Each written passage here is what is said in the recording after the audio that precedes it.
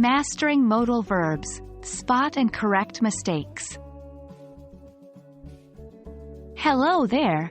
I'm thrilled to have you here as we dive into the world of English modal verbs.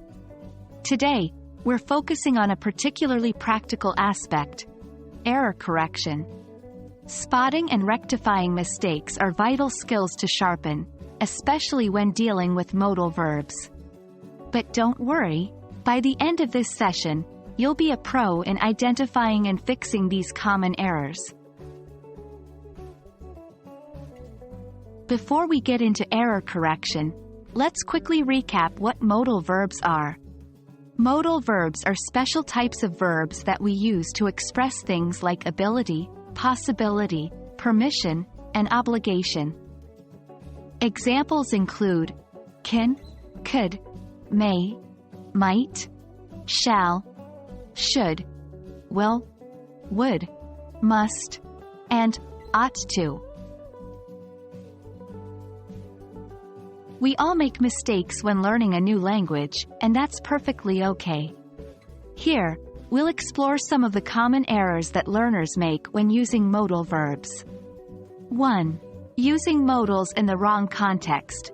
Modal verbs have different meanings and uses. Make sure to use the correct one for the intended meaning. 2. Wrong modal verb form. Modals don't change to show tense, and they don't need an s for the third person singular. Now let's put theory into practice. Here are some sentences with errors related to modal verbs. Your task is to identify and correct these errors. 1. He don't can swim. 2. You must to stop at the red light. 3. I may can come to the party. 4. She doesn't should work so hard. I'll give you a moment to think about them. Pause. Ready? Let's review the corrections. 1. Correct form. He can't swim. 2. Correct form. You must stop at the red light.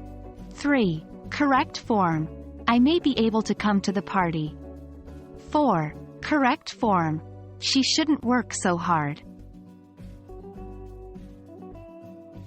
Remember, practice is key.